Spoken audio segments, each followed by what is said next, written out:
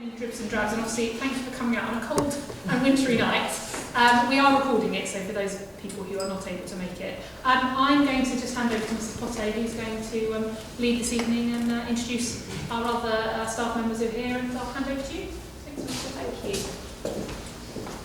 you. Good evening, everyone. Thank you for coming. We are recording it as well, so that you will have access to the recording after. And we've got the senior school members of staff that I'll introduce you to later in the panel discussion, so that we've got more transition happening between the schools and more of an understanding, because we're going through a period of change at the moment. So what I say tonight might not be the case in a year and a half time, when you might still be considering to apply for a scholarship for your daughter.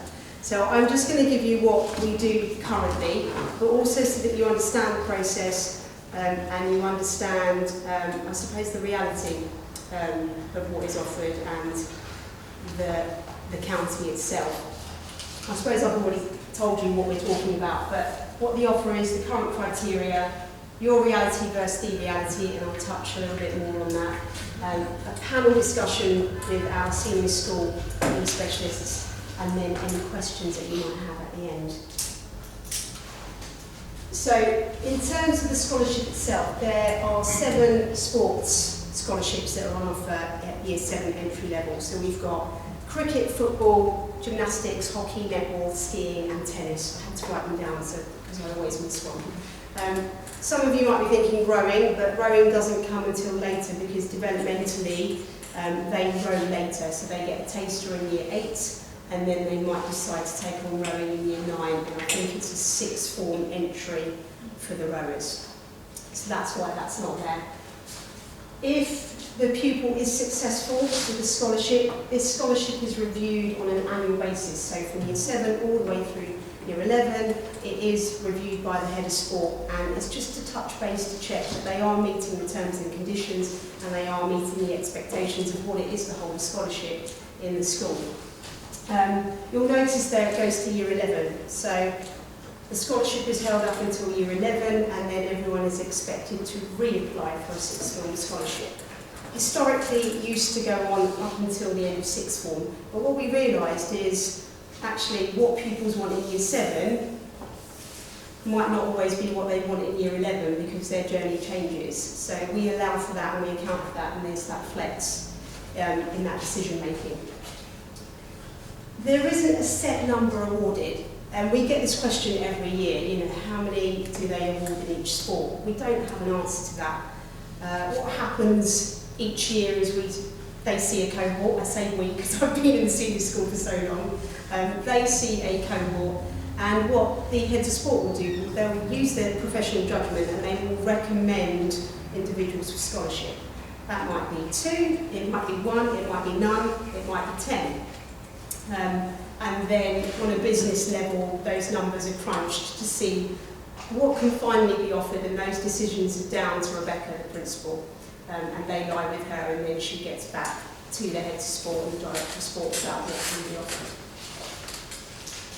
Then there's a scholarship package, and I'll be honest with you, I don't actually know what the scholarship package is, because there is quite a lot of change going on, and Holly, who is the Assistant Director of Performance, will touch a little bit more about what that package might look like in terms of support that those pupils receive if they're awarded a scholarship.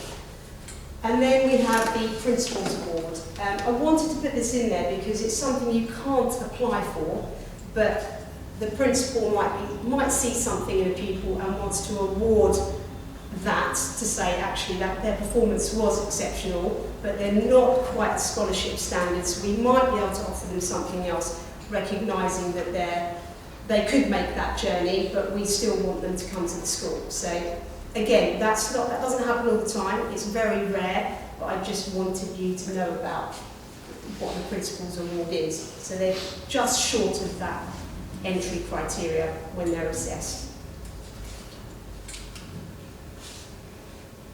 So we tend to work on the sports pyramid model, and if this was a pyramid, we start here at the foundation level.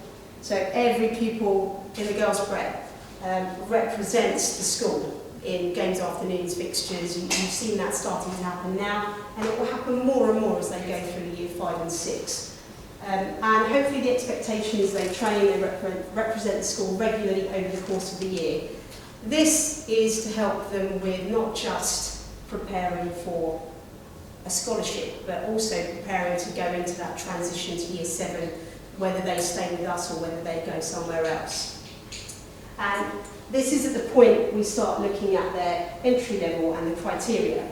So generally, we're talking about, for entry level criteria, we're looking at school and club representation. So they should be training and competing regularly for their school and for an external club, specifically for those team sports, and I will touch on the individual sports as well. And then as we go to 6th form, generally the performance level is much higher. So we're looking at those that might be representing regionally, those that might be national, or they're on the talent pathway, and that they're working towards national representation when they leave us, or they're on the cusp of that. And we have more and more pupils doing that in the senior school now. So in terms of criteria, and again, this is all on the website, so you can find this, it's accessible to you on the website. You'll see that for the team sports, generally they need to be playing club level, so they should be playing externally for a local club, local to you. And they should generally be playing for the school team, and normally it would be, they'd be an 18 player. I know that right now my focus is not on having A to D, A to F teams, and I've put colours in place instead, but that's a bigger picture and part of that journey, because we want to make it very inclusive for everybody. But generally you will know if your daughter is playing at the top end, and that will be outside school and inside school. You'll note for netball that they will accept those that are on a waiting list for junior clubs. Netball is so oversubscribed, and I think since COVID as well, it's so hard to get into netball clubs. The waiting lists are very long, and it's not always possible to meet the minimum criteria of playing for an external club, because clubs just can't cope with the volume of colts coming through. So the bigger the pool, the senior school might talent spot someone that isn't necessarily at the club yet, but is playing at school level. In terms of the individual sports, the criteria, as you'll see, is probably a little bit more robust. It's probably a little bit more descriptive, because they are deemed as more early specialisation generally. So those that are specifically tennis, they'll be training from a very early age. They tend to play a lot of tournaments to get their national rankings up. I know that Mrs. Wilson can tell you more about that than I ever can, because she is immersed in that world already. And then we're looking at skiing as well, that they actually do, they are recognised as part of a ski race club, and they have race experience. That is the entry level we're looking for. Gymnastics again is very similar. They should be in a competitive external gym club. So when we say competitive, we mean somewhere like Tolworth Gym Club, so a creditable club. I think Richmond as well is one of those. But I'm hoping to send a list out to parents in prep schools so they know which clubs are recommended by our senior school heads of sport to go and join. So the process, which might seem some way in the distant future, but it'll probably creep up very quickly. So the scholarship application window opens at the beginning of year 6, so in September. And the deadline, I think, is actually early October for those applications. And then they're shortlisted, the candidates are shortlisted by the heads of sport. So as long as they meet the minimum criteria, expect your daughter to be shortlisted. But they have to meet the minimum criteria. If, for example, they aren't part of an external club for hockey, then generally they wouldn't get shortlisted. And it all depends on how many apply. So some years you can have 80 applications to sift through, and all 80 or near enough might be coming because they all meet that criteria, so the pool is bigger. Once the candidates are shortlisted, they're invited to scholarship assessments, and they generally happen, I want to say here, between November and January. Just to double check. Again, it all depends on the availability and coordinating all the sports together. And after that, you get the outcome of the entrance examination and the scholarship assessments that happens in early February as a timeline. And you might have noticed, some of you might note that the entrance exam was moved from being in January to being in, I want to say November. Yeah, so they brought it forward. I think it's a good move because a lot of schools tend to do this before Christmas anyway. So you have a little bit more clarity, and then the turnover in timelines is a lot quicker. So your reality versus the reality. I don't want to be all doom and gloom, but I have to give you the reality in that it all depends on the cohort. So every year is different. Some years the standard can be exceptionally high. Other years it can be average, other years it can be poor. In one sport it might be exceptional, in another sport the calibre of candidates have got are poor. You know, and some sports have not awarded scholarships some years because there is that medium of, do we drop the standard or do we keep the level and say actually this year we're not going to award any scholarships. So I know that the heads of sport go through all of that and actively talk about that as the cohorts cycle through year on year. Generally they get stronger, but we do have blip years, especially with COVID. We have to think about that as well. We have got this Surrey bubble. I'm sure we've all heard this term before and we talk about it a lot, but it is a very competitive county. We are one of the strongest counties in the country for sport, and the general standard of candidates is exceptionally high. And that is also in part due to the huge demand for club sport at junior level. It's increasing all the time, like I said about the netball. The standard's improving. For example, I can say to you, Surbiton Hockey Club, there are probably approximately 1,000 colts signed up, 1,000 juniors that are on their books that attend training regularly. I know at Sevenoaks Hockey Club, just talking to Louise, there are about 700 colts at Sevenoaks. So more and more parents are signing their children up to external clubs because it is physically impossible for schools to give that much pitch time, court time, experience, because we have a curriculum to run. The idea of a PE curriculum is to give breadth and range and give opportunity. And yes, we want to cater for the performance pupils, but we have to be very inclusive at the same time. So the idea of an external club is that just assists and supports those pupils that want to go beyond the level of just participation.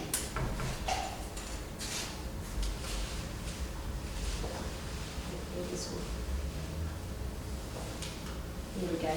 So I wanted to give you an example of the standard of some of the pupils in the senior school. So all these pupils here at the time were under 14 and they were runners-up at the under 14 national finals for hockey. And it's really important to acknowledge here when you read across that most of these pupils play more than one sport. So yes, they're talented in a specific sport, but they also play 2 or 3 other sports. So they tend to be all-rounders. And I want to draw your attention to someone like Eleni, who came to Year 7 with no scholarship. They didn't apply for a scholarship. She came in, we thought, who is this pupil? She's very talented.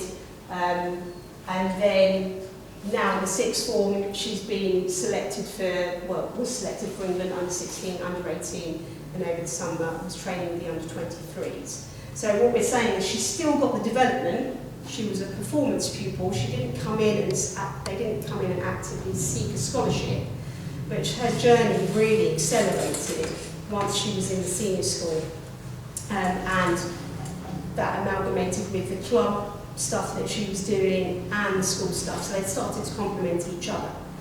And that's where she got all her pitch time and her practice time. and then in the sixth form she hold a scholarship for that sport. And the same with Gemma.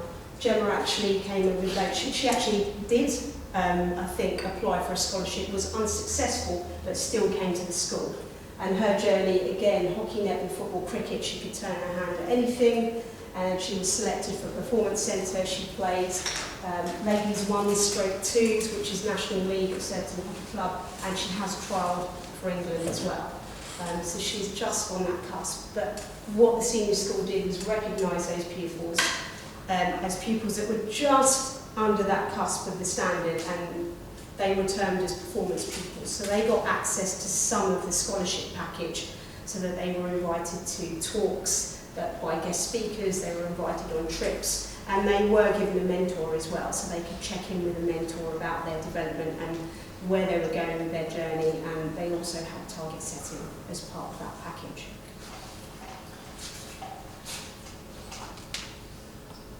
We're going to move on to the panel discussion, so if you'd like to come and take your seats.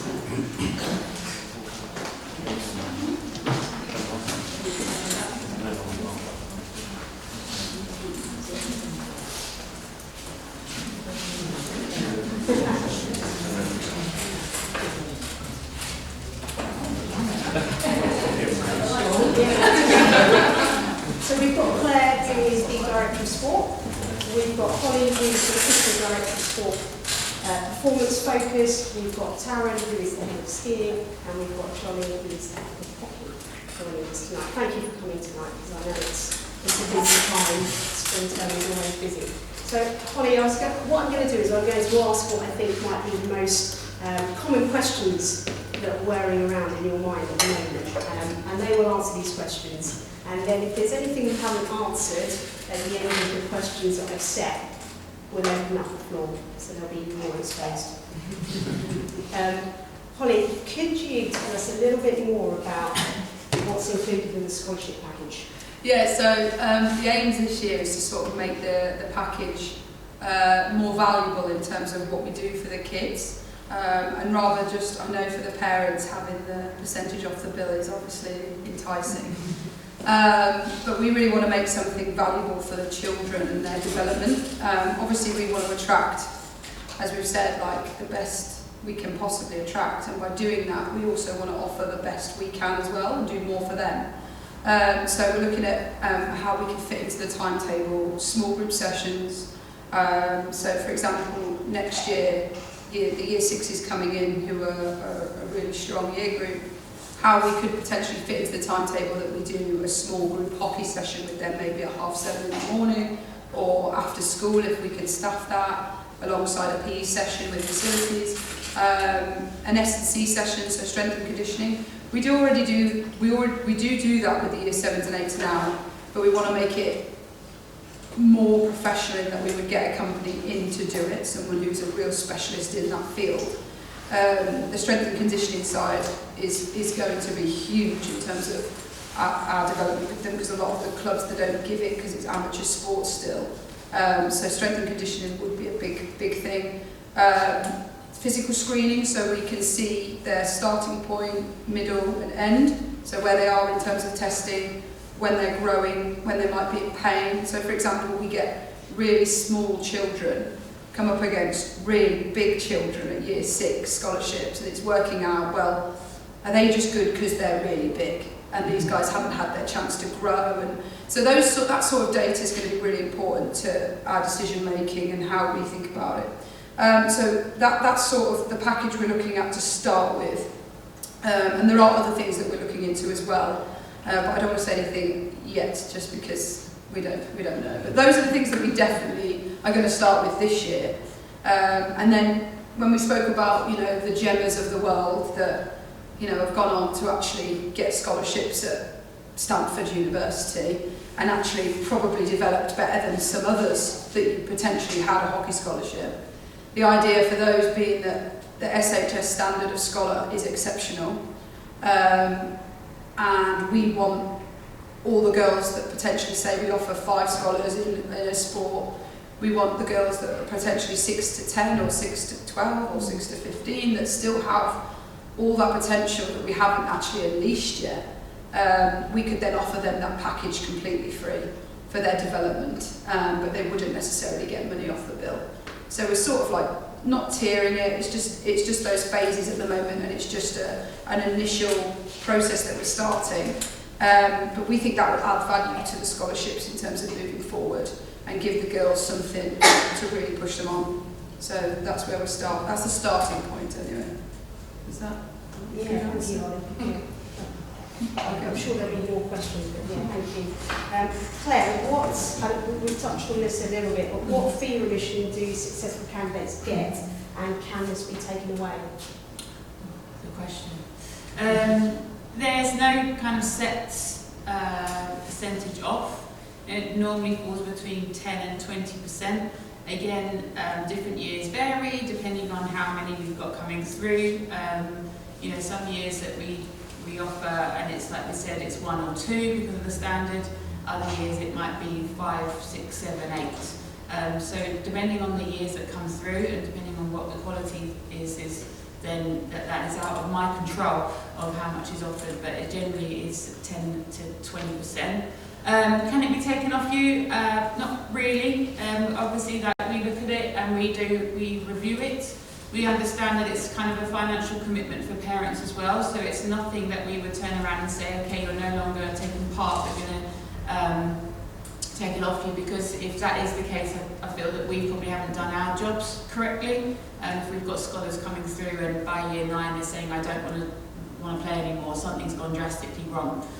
So again, it's a constant review, and then you know, if it is a financial issue, then there are other ways we can look into it, but it doesn't generally get taken off you until then you go and reapply when you go into sixth form.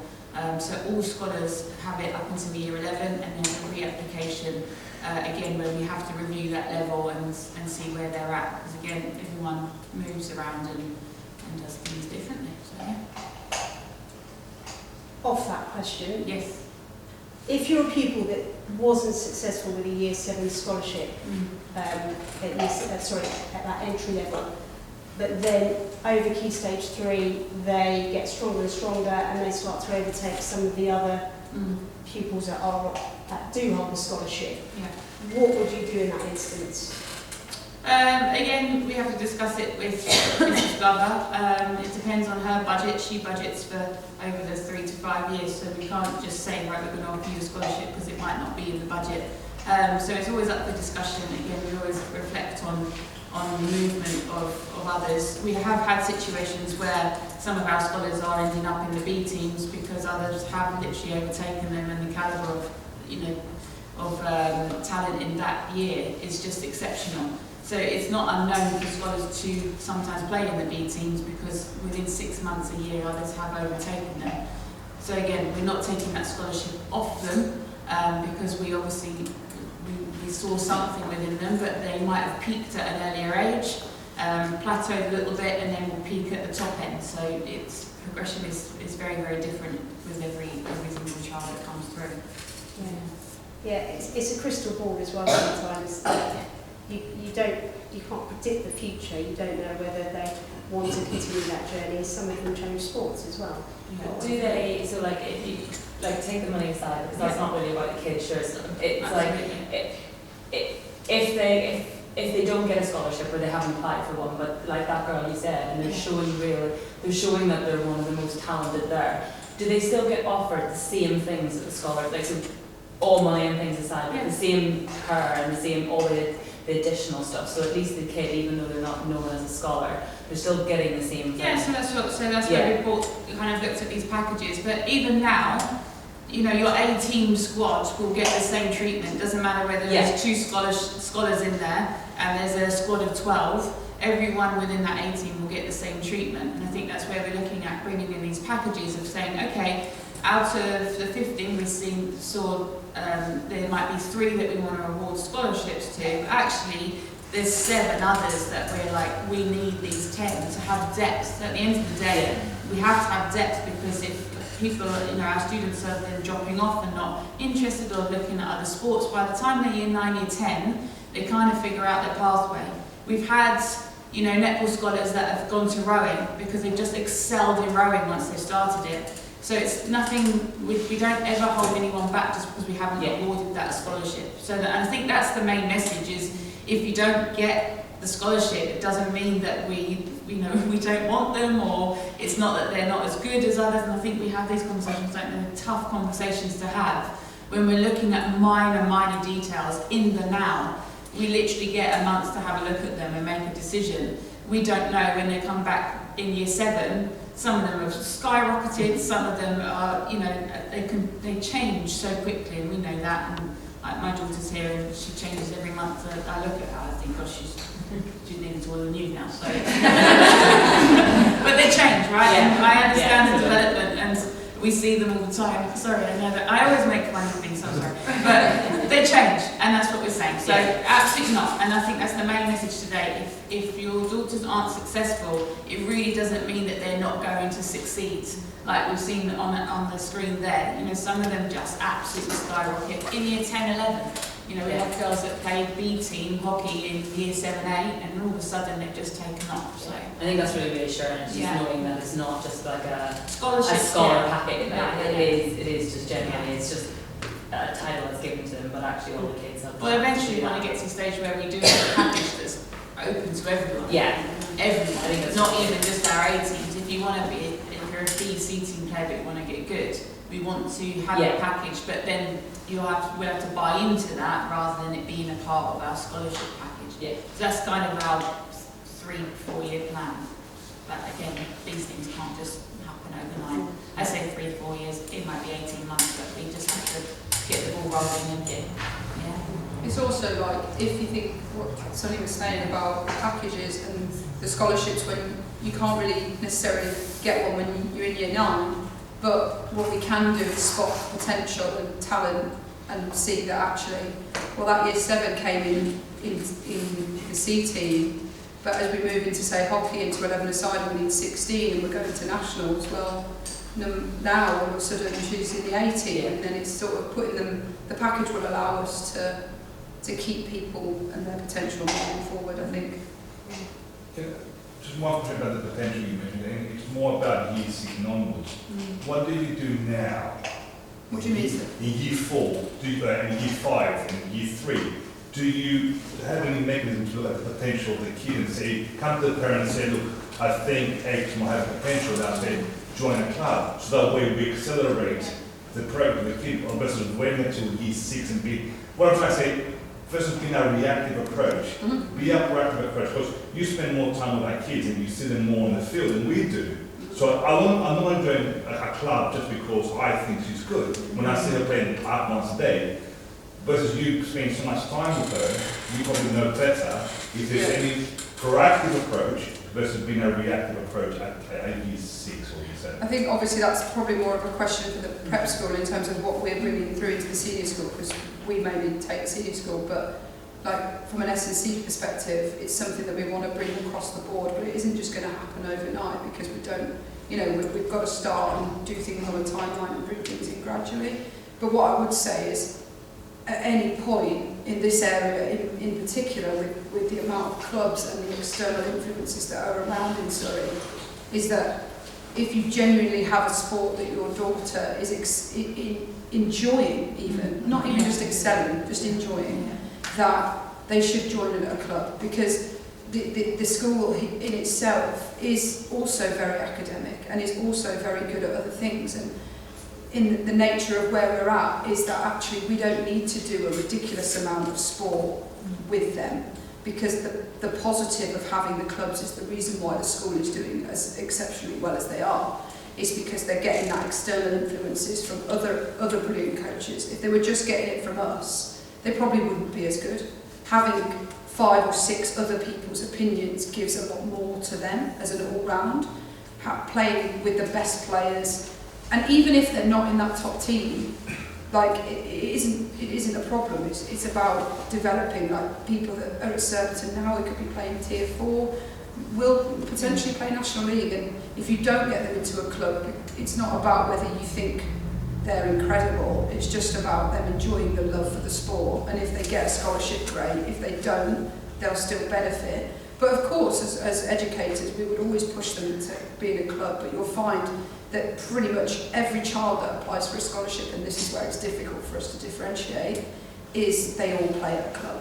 So that's our minimum requirement. So that to us shows that they're committed, they value what they're doing, they enjoy it, that when they come here they're going to want to participate in sport, that they're going to do a great example when they go to their PE lessons and do a sport that they perhaps don't want to do, but are they going to be a role model in that sport? Those sort of things are crucial. So for us, that would be the minimum requirement. Yeah, I think on the back of that, like, you can't ignore the fact that our children need to be happy, and this is the key thing. And I think we're sitting here, and I'm going to sound maybe a little bit, we're contradicting ourselves, but yes, they have to be a certain standard, but the number one thing is they have to be happy. And like you're saying, what are we doing for your daughters at year 3, year 4? I think the only thing that we should be feeding back to you is they absolutely love hockey. Get them into a club. We shouldn't not be looking at an 8-year-old going, she is incredible. And I think just off the back of that it's very difficult. And we would love a year 9 entry point, because then we really know who's dedicated. But we look for so many other qualities of, like Holly said, hard working, dedication. You know, are they turning up with a smile on their face? Are they ones that help bring the balls in and support you? And are they ones that can work in a team, or in the individual sports it's very different, you know, how much they're training outside of school. And if they're generally doing that, you're already set up, you know, for whatever pathway you want to take. And I think that's where it's really important, again, going back to, even if they don't get a scholarship doesn't mean that they can't make it. And when we talk about make it, I talk about this every day, I bore this lot about my daughter in tennis, but it's what is making it? Do we want them to be professionals, or do we want them to be happy in sport? And I think that's where, as parents, we really have to nurture them and look after them. And I think we see, okay, you're amazing at hockey, you're going to be a hockey player. I do it every day. My child's going to be at Wimbledon. She's not going to be at Wimbledon, but if she can get a decent education and go to a university, and you never know if she could be at Wimbledon, then that's the path that we have to remain on and not get fixated with talent. Because talent idea 8, 9, 10, they're babies. They're absolute babies, and they develop. And I think I'm quite passionate about that. We've got to nurture and look after them as much as we can. We've spoken a bit about that today, haven't Yeah. we? In terms of it needs to be at this level, they are so little, and it's about a love of sport and then wanting to do it and getting up in the morning, and that's their excitement, and that's what they want to go and do. And for us, I think, as a partner, us leaving at the end of the day, or them leaving us in year 6 and going away and having a real desire to go and play sport, I feel that we've done our job well. We've given them breadth, we've offered them loads of different sports, and they might have just found something, whether it be individual or team, that's something they like, and it's their thing that they go and do outside of school, and socialise with children that they don't socialise with every day.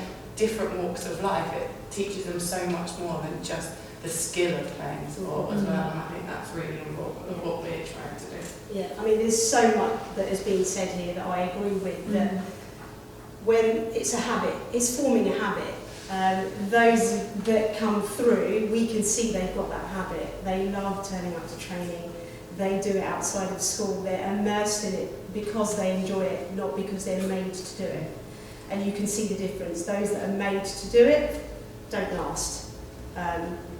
And actually does the opposite to them. So it's about finding a balance with your child. It's about exposing them to as many different sports as you can, which is why there's the breadth in the curriculum. You know, there is no point in us doing just netball, just hockey for a whole year to be amazing at it. It doesn't work. The idea is we're educating them and then saying, oh, actually, you were quite good at that. Have you joined a club? And I think I've lost count. The number of girls I've got to know over the last term saying, oh, you seem to be quite handy with a hockey stick. Do you play outside of school? Yes, I do. Okay, so we're having these conversations. Then those girls that don't, I just had a conversation last week with a pupil and said, you've got something that I'm seeing, and that stumped her. And I said, I think you could be really, really, really good at netball, or in fact any sport. I think if you just show me a bit more desire, and that has made a tenfold difference this week. And then the next day you're saying, okay, well, you know, are you enjoying it? Have you thought about joining a club outside of school? So these are the conversations that we're trying to have, and part of that process now is tonight. So the point of putting this in is to see who's engaged with it, who's thinking about it, who's here, who possibly isn't here, that we thought might be here. You know, we do look at all of that. And for us to start that journey to support you as parents and also with the pupils, they've got to enjoy it, because it's no fun being out there in the rain and the freezing cold if they're not obsessed with it, because we've all been there, you know, we've been there in sports that aren't our thing, but then you have to show the resilience as well across the board, and that's what makes them who they are. And I was just thinking about, so I think sport is so good for them. It's good for their education as well, because I do notice, taking Izzy as an example, if she's gone out to play hockey and then she's come home, she's more focused actually on doing her homework, because she's had a run around and she's sort of a bit more relaxed, and suddenly, you know, I think if these two can come together, then actually the education blossoms, because you're doing something else you love, you're taking away from the sort of focus on, right, you've got to do your homework. You know, I just sort of see it complementing both. It's just, and we've noticed a correlation with the discipline that athletes have with the academic and their training, and actually then their academic profile. Because that has become habitual, and over time that has happened. It doesn't happen, like we said, overnight. So there is a correlation between the two, and we've actually looked at it with some girls in the senior school in their profiling. Arguably, it holds for all of us. Yes. What you were describing is how I feel every time I'm exercising. just the children in it.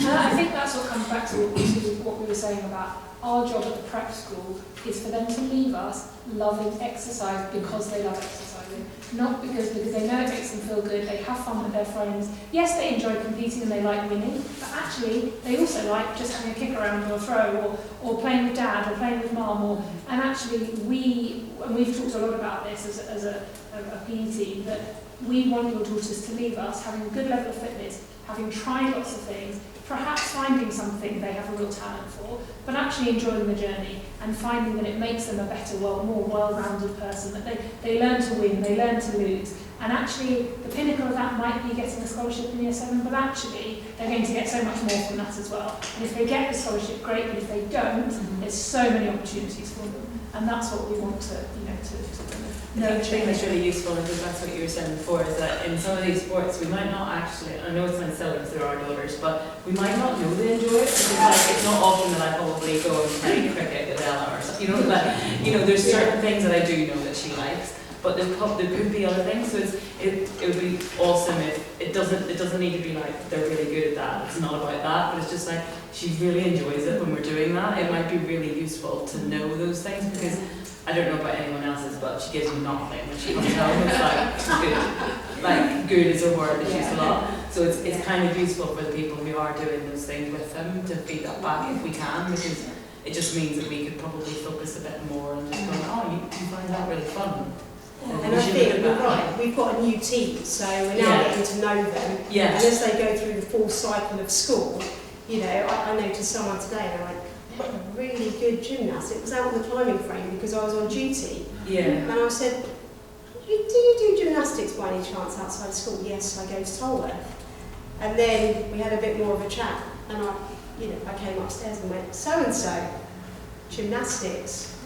And again, very young, Year 3, but it's just, we do talk a lot about it, and now it's translating it to parents where we think, actually, could they go somewhere with it? We don't want to be pushy about it, we would make recommendations. Yeah, it's not about them being necessarily like brilliant at it, it's just, it's back to that enjoyment thing, because at least then you can sort of focus, there's only so many clubs and weekend things that you can actually do, but at least if you focus it on the ones that they love, then it's going to be better for them in the end. And I think in the senior school we're always you know, obviously you've got head of hockey, skiing, but the scholars or those that in the performance teams, we urge them to go and play other sports. Yeah. We don't want to just filter them into that one sport because again they are so young, and even at 14, 15, if we're saying that they're going to be having a potential career or a journey within that sport, it's going to go on to their 25, 30, right? And we need to keep them engaged in it. Like, again, go back to my daughter, I'm literally 12 hours on a tennis court. She's now started netball, she's obsessed with netball. And I'm like, okay, now where are we going with this pathway? So I've set the pathway that you're playing tennis. She might in 2 years' time going, I'm not doing that. I mean, it could be a good thing. But then she'll go to netball. But we know when she's going to go to secondary school and she's got all those opportunities where actually she's incredible at one sport, but she could go and be incredible at 1, 2, 3 other sports. You know? So I think it's just understanding that even if they're going just for one, they could go across 2 or 3 sports, and then she might start rowing in year 8 and then become a rower. If she's taller than me, she might want to. Yeah. Can I ask a question on the assessment process? I assume it must also be open to people that aren't in the junior school. Yeah. So there's 1,000 hockey players coming all play. Do you then get the external people from other schools to come and compete against how does the assessment work? Do you have 2 separate ones, and it's X or junior, or is it just one big one and one? Johnny, do you want to talk about the hockey one you just Yes, the hockey one, we invited a lot of people to come down for a first assessment, and that would be a mix from different schools, so we had people from the prep school coming through as well. So I think this year we had about 40 that came, sort of did an initial assessment. We could split them into 2 different groups to really get to see them. So they came down and did sort of about an hour and a half from there, and did a lot of speaking to the sort of the club coaches as well, just as a bit of a reference for those sorts of things, so we get a good gauge of those things. Once we did the first initial assessment, we then invited them back to a second day, so we had it the other night, so a mix of people from the 2 different groups have come together and go from there. And for me, it's that fine balance of the stuff that we've kind of been talking about. Not only are they brilliant at that specific sport at the moment, but also the potential that they have to get to. So it's a fine balance of mixing between the 2. You know, a lot of people can certainly have one-to-one coaching and technically could be brilliant right now as a 10-year-old, but then how does then that develop into later? So it is a case of them all coming together on one day, and we see people from a range of different schools at the same time. Taryn, how does your assessment differ? I think the only bit that changes slightly with the ski assessments is we ask when you apply to send a video as well, just because of it being quite a dangerous sport. We have people who go on a family ski trip and they've skied all week and they haven't fallen over, but they've actually just been on pancake slopes, and then we ask them to ski down the dry slope and they can't get on the lift. And that's really quite scary, that I'm going to damage a kid that I really don't want to. So you send a video in as well with the skiing that we shortlist, and then we go and do some technical assessments as well as some timing. So again, it's the girls from here and the girls externally, because we're having to compare them in the same, like all the variables, the weather, the core set, it's always different, so we want them all in the one. But again, chatting with the club guys, the club coaches, we've seen them at the races, we can look them up and see what their rankings are. So there's a lot that goes into the skiing as well. And I was going to ask you, in terms of your expectations of those that come in at year 7, what expectations do you have of them? And then I suppose, what do you do as heads of sport to support them through their journey at Key Stage 3? For me, a lot of it is that sort of towards their attitude and towards training and how they do it. And I think the ones that we get in that should be sort of the leaders of the group as well and drive the standards for everything else. So that's certainly something that I'll be looking for, and not just within the hockey, whether it's the PE lessons and sort of considering them as a sports scholar to really drive the standard of the others around them and want to train and want to be there. We'll then support them by having them in small group sessions as well, and running match play. And I think a big part of it as well is managing workload. I think as they kind of get a little bit older as well, is how much sport they're playing, and they have a lot of demands of saying, oh, I've got to go play this at school, and then I've got to go play this at club, and start to play ladies hockey and stuff like that. And it's really working with them closely for me is a big part of it, just making sure that they're still enjoying it and not being forced down to do too much, but making sure that they're also going to love it at the time they start at year 7, but also by the time they're leaving school as well. No, just a lot of that. I think with the ski programme actually, because essentially we're the only school that does it to this level, you can go and you can race for any school you go to, because you tend to have a family that's got 2 siblings that can ski and the parents developed it, whereas we provide the whole programme all the way through. So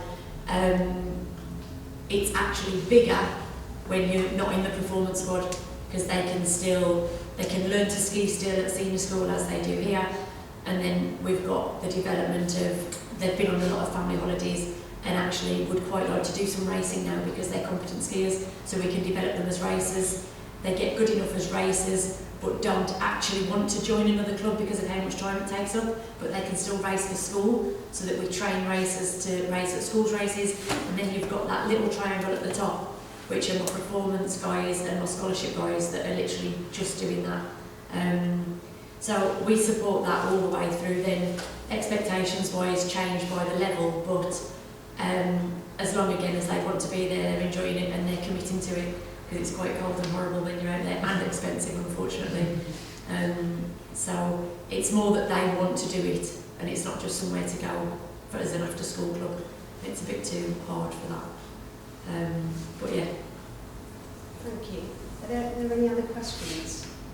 Can I ask a question about the netball clubs? Because you said there that they're really hard to get into. So is there particular, so like there's a number of our girls who just go to like the one that I think was Miss Wardle who was here, does it? I'm assuming that doesn't count as a netball club then, or is there a particular level of what that needs to be, or does that count? Good question. I think it's recommendations by the heads of sport. So in the next, before half term, you will be sent a booklet and it will go out to all the parents in the prep school of recommended clubs by heads of sport that they know have, I suppose, a good standard. They've got a good structure to their programme and the Colts programme, and that is accessible to you. So I think geographically they've tried to give you as many as they can that might be close to you for convenience.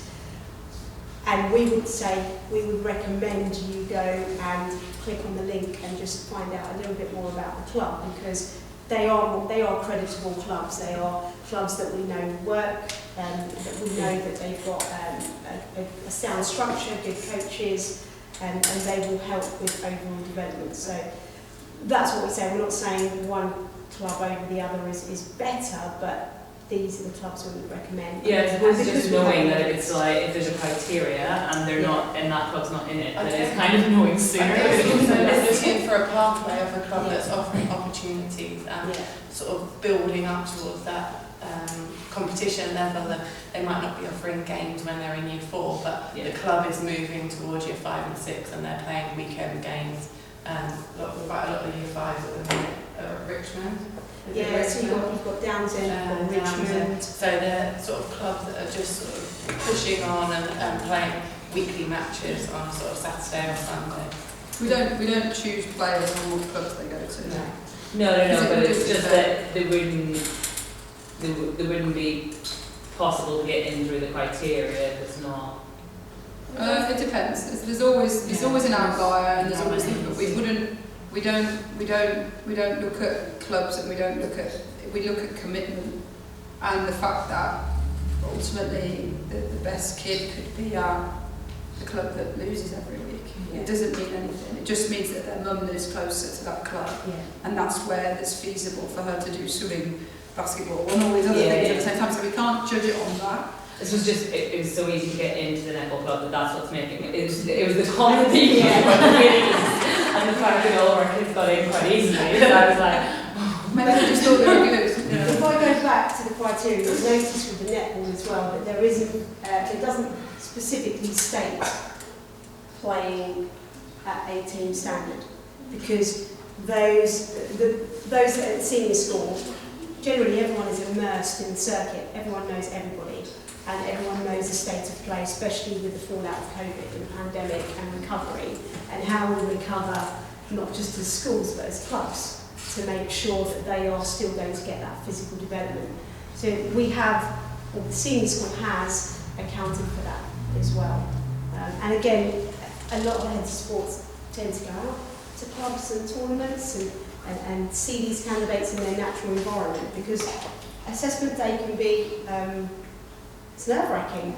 You know, it's one of the biggest things they might do. So to see them thrive in their natural environment, some do go out to see them in their club environment where they feel a little bit more relaxed, and they're in a, you know, they know the environment around them and they know the people around them, because they tend to thrive in that situation. Have you got any more questions?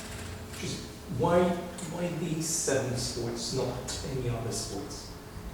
Good question. So, Claire, do you want to answer this one? That's what's on offer. I don't know, it's just where the school's kind of evolved to.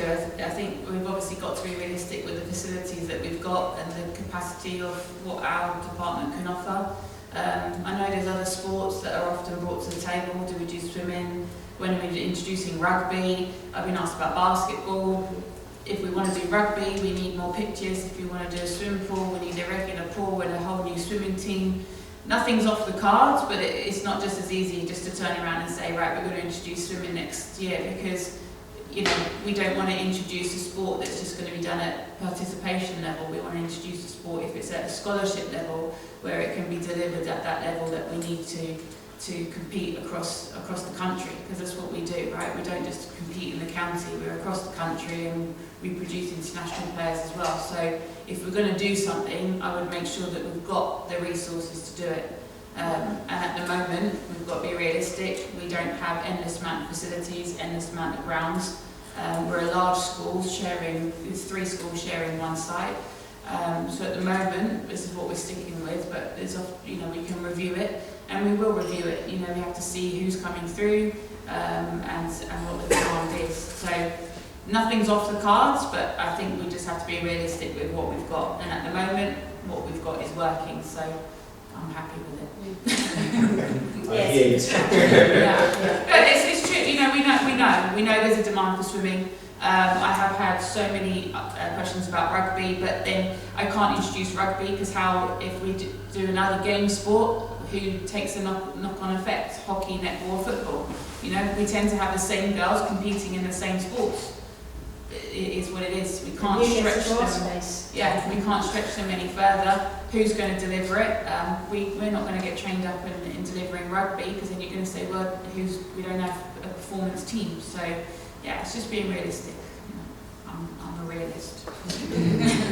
There's no reason why we can't put, like, in the future, teams out in things like swimming. Yeah. I mean, the nature of the beast that is the school is the fact that if we were to enter something like swimming, we would probably do really well, despite the fact we haven't done any form of training or have a pool anywhere near it. But when you've got a school like this, and the fact that the sports that we do have are competing and winning national titles, it just doesn't quite make sense to offer someone a swimming scholarship, because we don't need to, and at the moment that isn't something we started, but I'm sure that if we did, we'd be good at it. That's what we wanted. We're competitive. So we're not going to start something if we're not going to be good at it. If you do go away tonight and you have any further questions, there are some details there on the last slide, so you can get in touch with Claire, with Holly, or myself. And also you can start following us on Instagram. We're trying to make this conversion from Twitter to Instagram, so if we can get more followers and let the other parents know, we'd really appreciate it. But thank you for coming tonight and giving up your time, and it was really nice to have these open discussions, and hopefully we can have more of them as they journey through the 46.